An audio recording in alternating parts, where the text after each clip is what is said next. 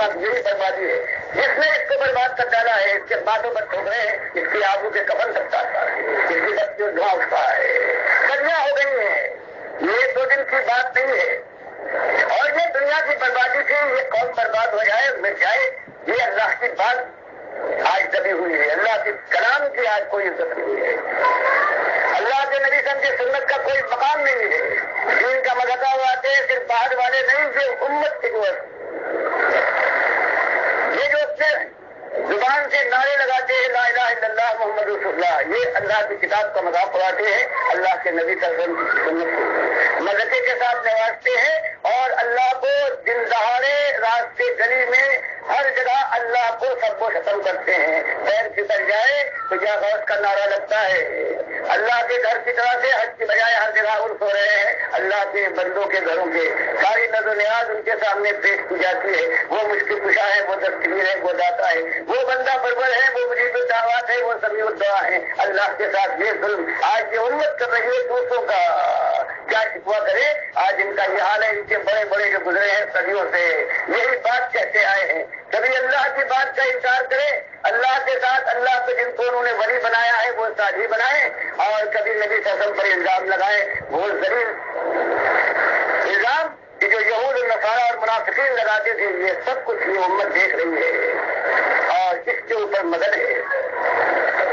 یہ ہے جو اس کی نگاہ میں عزت والے ہیں, ان سے گن گائے جاتے ہیں اور ان کا نام آ جائے تو چہرہ پھر اٹھتا ہے, اور توحید اللہ کی بندگی اور اکیلے مالک کی بندگی کا ذکر آئے تو اس کے بعد ان کا دل بھیگ جاتا ہے, ناگوار خاطر ہوتا ہے, ٹھٹونے بدل جاتی ہے. ہماری دل شکوا کرتا ہے میرا ذکر اللہ وحدہ.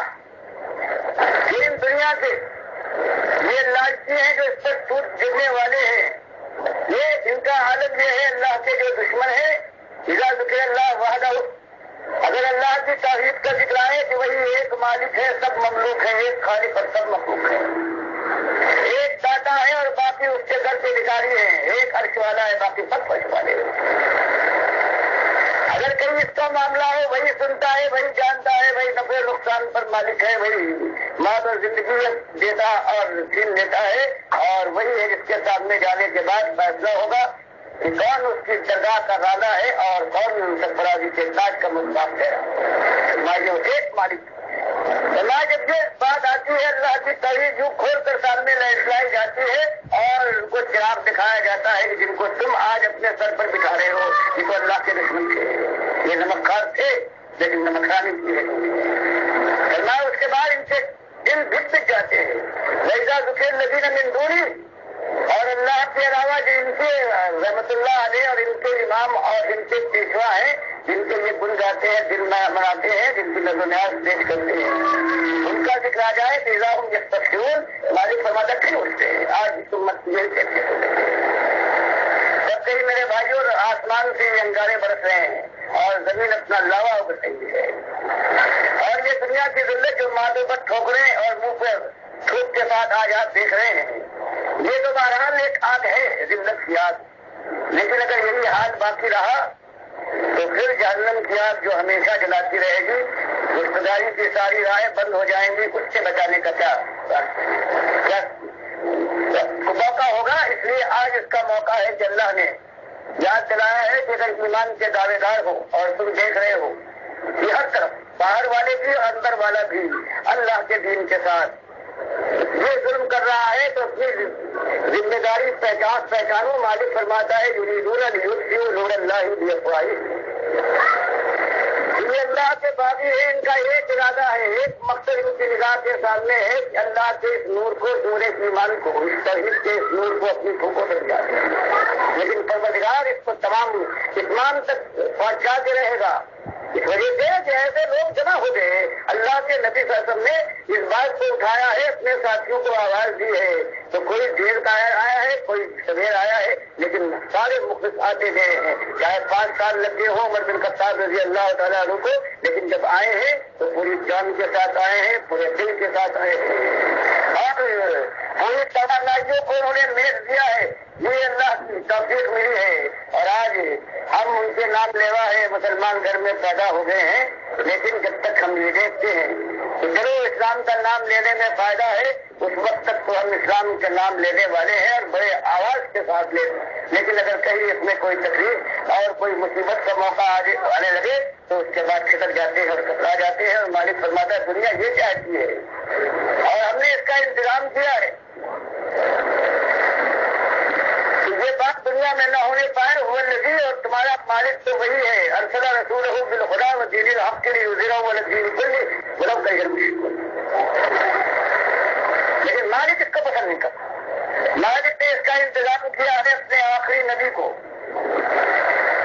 ہدایت کے ساتھ پوری رہنمائی اس کی ہے، کتاب کی ہے، اور ذمہ داری ڈالی ہے کہ یہ دین حق ہے جس میں ایک مالک کی پوجا ہوگی اور طاغوت کے ساتھ دشمنی اور کفر کیا جائے گا۔ اس دین کو ساری دنیا میں غالب کرنا یہ آپ کا فریضہ ہے، سارے انتظامات کریں اور اس کے بعد پھر وہی چیز جو آخری چیز ہوتی ہے فولاد کو استعمال کرنے کے لیے، اور اس طرح سے اور دنیا میں یہ مشرک ہے، چاہے یہ بادشاہی کے تخت پر بیٹھے ہوں یا خزانے کے ساتھ بنے ہوئے ہوں یا دینداری کا کاروبار کرتے ہوں یا یہ عوام ہے جو ان کے ان مرا کے قبضے میں ہوتے ہیں، یہ مشرک جل جائے ان کے کلیجے سے ہو کے اٹھے اور بات کرے۔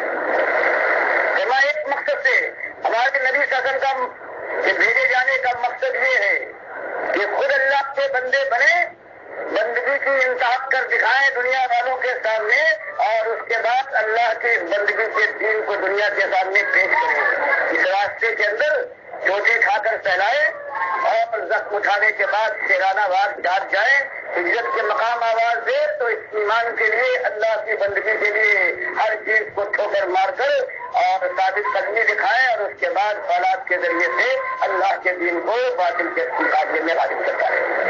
یہ بیان کرنے کے بعد بندگی کا صرف یہ معاملہ نہیں ہے کہ ہم دو تنا کر لی، تم نے نماز پڑھ لی، روزے اور حج زکات ادا کر لیے اور جو کچھ فرائض ہے، اور اس کے بعد سمجھ لیا کہ تم نے تیر مار لیا، کامیابی کی منزل اب تمہارے قدموں میں لوٹے کہ تمہارے حق میں حق پہنچتا ہے۔ ہماری فرماتا یہ کہا، یہ تو ابتدا ہے،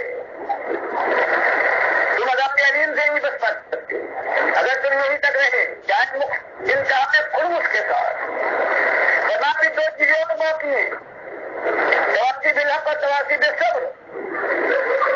یہی تو نبی صلی اللہ کی ذمہ داری ہے کہ خود بندگی کریں، عمل صالح سے ثبوت دے، اور پھر دنیا والوں کو اللہ کی بندگی اور غلامی اختیار کرنے کے لیے بے محابہ خود طرفہ بیما تمر وہ عارض المشرکین خود کر بات سمجھا دے کہ توحید یہ ہے، یہ نجس جاتی ہے جس کی کوکھ سے ساری خرابیاں پیدا ہوتی ہیں، یہ کافی ہے کہ ایمان کا اور توحید کا یہ حد بھلائی جس سے نکلتی ہے، اور اس راستے میں پھر برداشت کرتے رہے جو عطا رہے جن الذین آمنوا والذین ہاجروا وجاہدوا فی سبیل اللہ اولئک یرجون رحمت اللہ واللہ غفور رحیم۔ ایسا ایمان ہو کہ آپ لگا دے اپنے ماحول میں، ماحول برداشت نہ کر پائے، اور پھر وقت آتا ہے کہ نکاح بات کرے کہ جس کے مقام آواز دے، فرمایا جو ہمت بس اس کے بعد لبیک کہنے کے بعد ہر چیز کو ٹھکرا دے ایمان کے لیے، اس کے بعد وجاہدوا، اور پھر یہ نہیں کہ ستانے کے لیے پیر پھیلائیں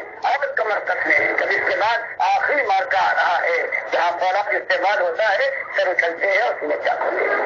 ورنہ یہ کر اولاد کا یرجون رحمت اللہ، اگر اللہ کی رحمت کے لیے امیدوار ہیں بھرے سے ان کو اب پہنچتا ہے، اور جو اس سے کم تک جانے کا ارادہ رکھتے ہیں ان کو یہ حق نہیں پہنچتا، وہ سوچنے ہیں ان کے لیے معافی فرماتا ہے یا ایھا الذین آمنوا من یرتد منکم عن دینہ فسوف یأتی اللہ بقوم یحبهم ویحبونہ۔ اور اگر یہ ہمت نہیں ہے ایمان اور نماز روزے تمہارا معاملہ ہے، دین کو کھول کر دنیا کے سامنے رکھنے اور اس راستے میں جم کر کھڑے ہونے اور یہاں تک کہ کھانے اٹھو جانے تو اس کے اوپر بھی سب کرنے کا اجازت نہیں ہے، تو مرتد ہو جاؤ، اچھا ہے تمہارے لیے۔ نامردوں اور نامردوں کے لیے اللہ کا یہ دین نہیں ہے۔